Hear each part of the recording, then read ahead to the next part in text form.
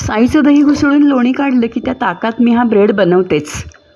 या ब्रेडसाठी या measuring कपने 2 cup कणिक आणि 1.5 कप मैदा घेतला आहे. याच कपाने 1 कप ताकही घेतलं आहे, 2 चमचे साखर आणि आता 2 चमचे यीस्ट पाववाटी कोमट पाण्यात घालून ढवळून ठेवायचं.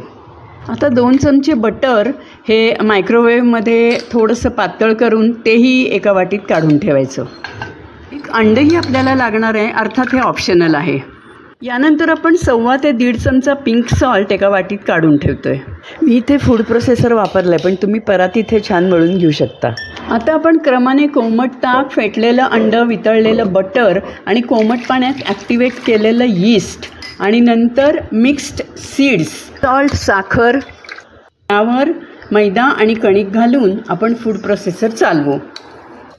थांबून 5-6 मिनटं हे मिक्सिंग चालू ठेवायचं. आता या तयार मिश्रणाचा गोळा एका भांड्यात ठेवून त्याच्यावर झाकण घालून 1 तास तो तसाच ठेवून द्यायचा. साधारणपणे 1 तासांनी हे मिश्रण असं फसफसून फुगून आलेलं दिसेल. ब्रेड पॅनला तेलाचा किंवा तुपाचा हात पुसून घ्या.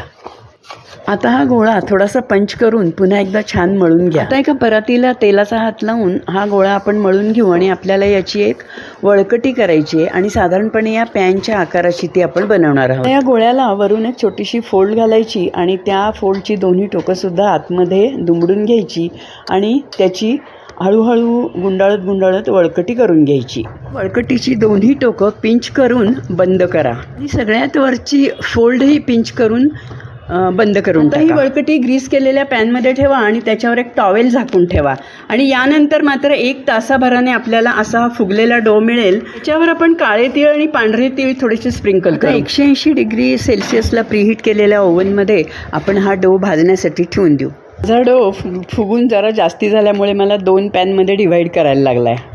काढून त्याच्यावर थोडंसं बटर लावून त्याच्यावर ओला टॉवेल टाकून आपण हा थंड होण्यासाठी ठेवून देऊ. माझा ब्रेड साधारणपणे 36 मिनिटात भाजून रेडी झाला.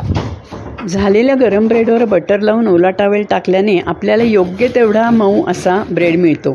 त्याची क्रस्ट एखाद्या वेळेस जर का वरून थोडी कडक झाली असेल तर ओला टॉवेल टाकण्याने ती योग्य तेवढी मऊ होते.